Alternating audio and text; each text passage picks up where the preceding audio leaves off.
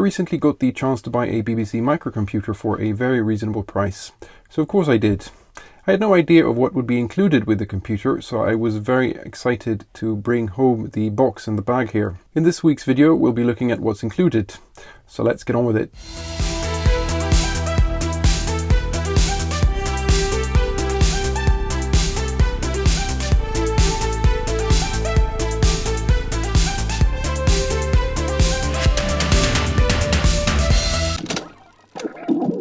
Here we have the box with the main attraction, the BBC Microcomputer, or the Beeb as they were affectionately called. These were developed by Acorn Computers with BBC and launched in 1981 as part of BBC's computer literacy project. I was rather surprised to see one in Sweden where I'm at. I don't think they were very common here. Here's the computer itself. I love the sturdy design and the iconic red function keys there. The keyboard has quite a nice feel to it, but it does need some serious cleaning. Here is the overlay for the function keys. This seems to be for the word processing software WordWise. There should be a WordWise ROM inside then. Let's hope so. This little homemade looking dongle is attached. I wonder what it does. I can't really read what it says there. And there are some little buttons here as well. Do let me know in the comments below if you know what this is. Ah, look, there's a homemade circuit board there with a little IC. I'm sorry about the light here, it's hard to see, I guess.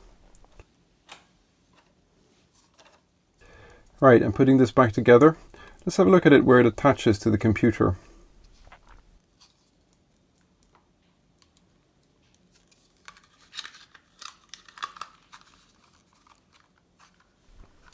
If we flip it around, we see all the connections underneath, and this ribbon cable is attached to the connector there labeled printer. There's also the tube connection for connecting external processors. Apparently there's a project connecting Raspberry Pis to this, maybe something for the future. I'm going to disconnect this. I hate it when cables dangle around unnecessarily. Great with the little clasps on the side to hold the cable in though. Around the back we have the more accessible ports from the left. UHF out, video out port, RGB port, cassette port, analog DB15. I'm not sure what this connects to. An empty Ethernet space, power switch. Very distinct. The power cable is permanently attached to the power supply, which is annoying, but I guess it stopped kids from mucking about with the cables in schools. This machine looks to be in rather good state, no visible damage really, but it does need a good thorough cleaning.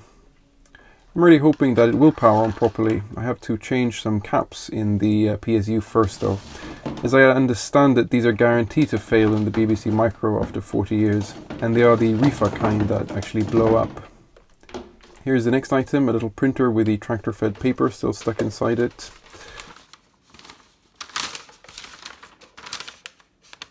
Let's see if the connector fits the DIY dongle that was plugged into the printer port.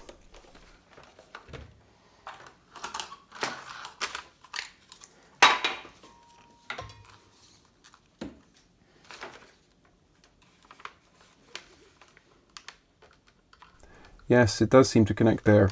I wonder what the buttons did then.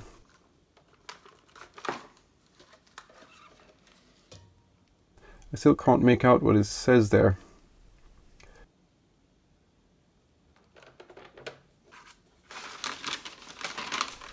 I'm going to try to get the paper out, maybe with this manual control here. No, it's not working. Maybe if I remove this front cover here and have a look.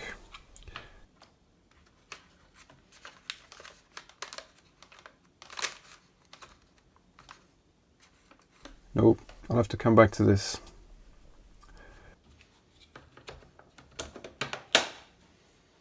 Where are we next? Here's the cassette player.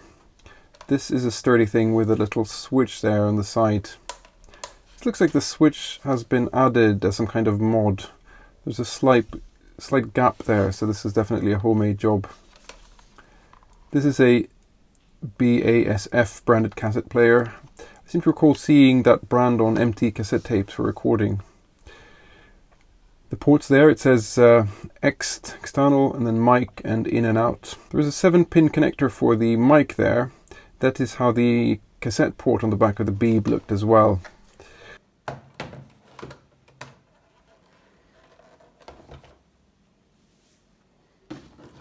Right, some cables. This is a 6-pin round DIN connector to a DB9.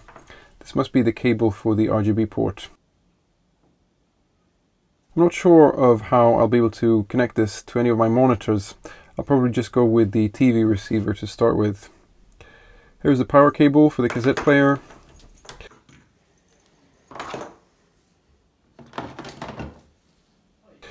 This cable would probably fit in the cassette port, but it's only 5-pin.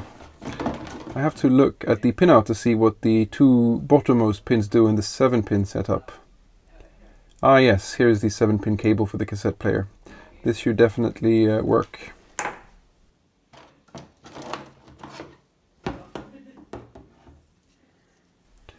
Look at this, the software library included.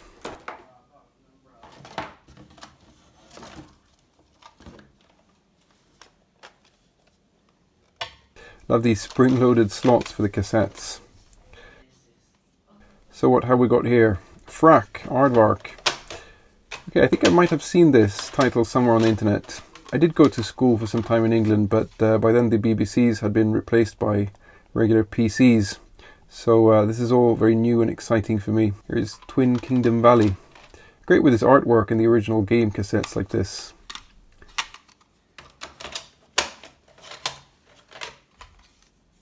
Next one is Moon Raider, also fun artwork. This one seems to have been sold on sale at £3.95.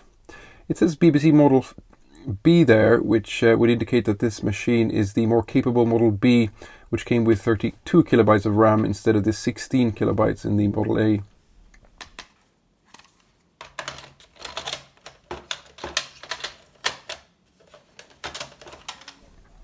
The next game is Johnny Reb, which seems to be some American Civil War game, judging from the cover.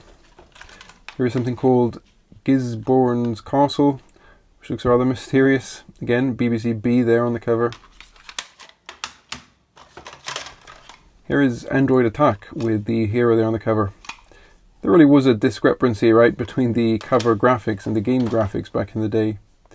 The last one of the original games is Fortress. Looks cool. 3D. Really. Let's take a look at one of these homemade or home recorded tapes. Some more games here listed: Elite, Aviator, Meteor, Scramble, Sphinx. Sorry, it's hard to show in the light. I'm not sure what's on these tapes. I guess I'll find out in due time. I'll go through all of these and check what's on them. That will make for some interesting software archaeology. This holder with the springs is really great. I have other holders without the springs, and the cassettes tend to come sliding out quite easily.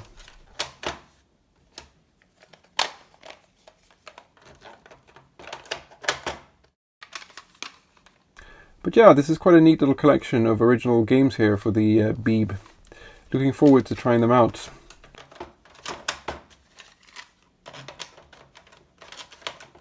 I'll be taking these in and out just for the fun of it.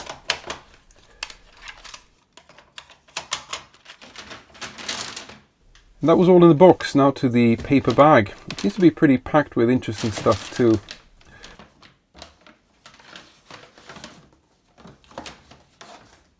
Wow, this is random. Empty writable CDs. Seems to be quite a lot of them in here. I could definitely use them with some other systems, of course. Another thing I can use with other systems, blank 5 1/4 inch discs. I should be able to use these on my PC, Commodore 64 or Apple II. There are 6 of them.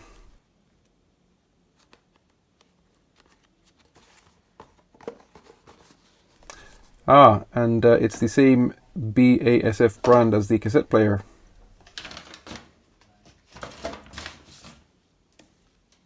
Here are some other diskettes that I'll be able to use. 5 1/2 inch one. This pack actually seems complete with 10 empty diskettes.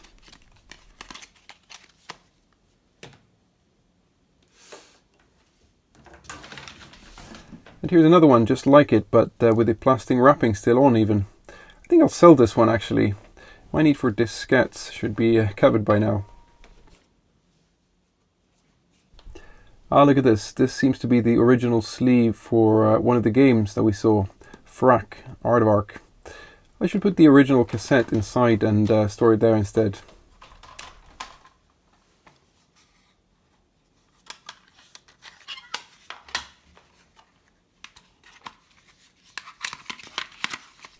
Oh, one actually puts the whole cover in there. Neat. Looking forward to trying this out.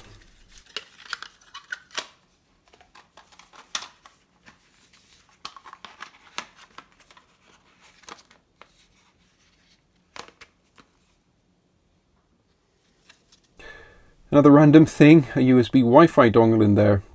This is a bit old, but not quite vintage. Maybe I'll try to sell it too.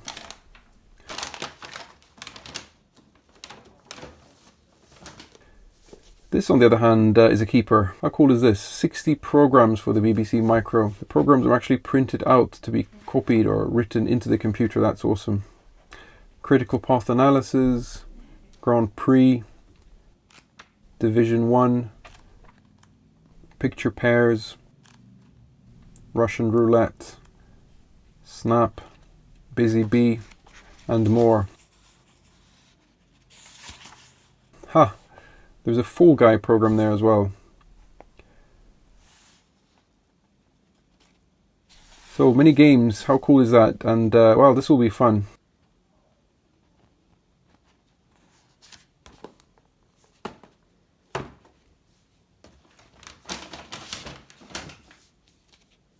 This is probably also a really useful book to have, the Advanced User Guide for the BBC Micro. Basic assembler, machine code reference section, and more. This is a great resource.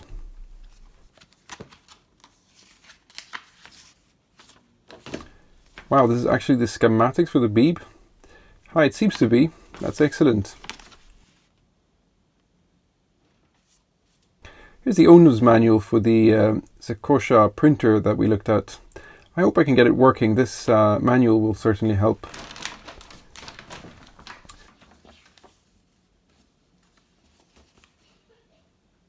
This is a photocopy of an information brochure about the computer. I'm covering a previous owner's name, but this is nice to have. Here's the regular user's guide that I think was included with all BBC Micros. This is great to have also. It will really help me when exploring the machine.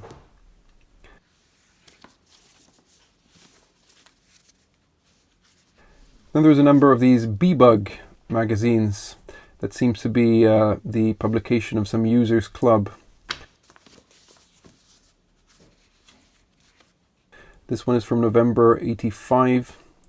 They seem to have different themes. This one was hidden line removal. This one is from June the same year, and yeah, Britain's largest computer user group with more than 30,000 members. Wow. There's a bunch of them here.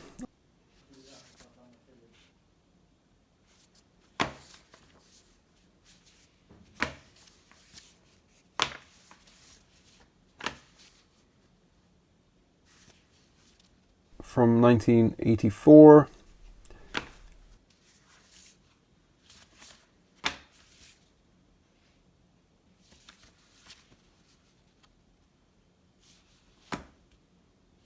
And this one is from February '83.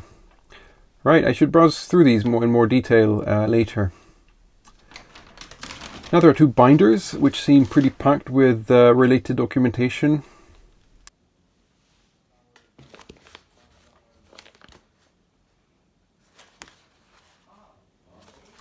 Here's another schematic that someone seems to have been using. Great. So much to go through and discover here.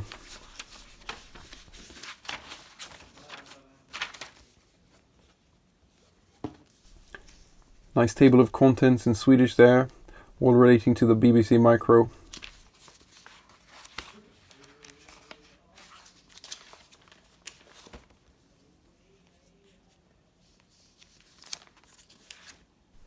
Yes, here is that welcome booklet that I've seen come included with the Beeb.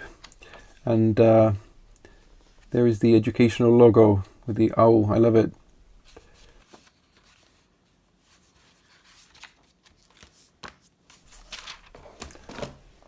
Wow, so that is really a bunch of things that came with this BBC Micro. In a future video, I'll be recapping the PSU so that I can get it connected to a display and try to power it on. I also want to try out the games on the cassettes and try out typing in some software from that book with all the programs in it. I will also try to get the printer working. Also, I don't know if the computer actually will power on, so maybe there will be more issues to resolve. I hope to see you back for all of that in a future video. But that's it for this video. If you've enjoyed it, I'd appreciate if you hit that like button. And if you like more retro computing coming your way, do consider subscribing to the channel. Take care and thank you for watching.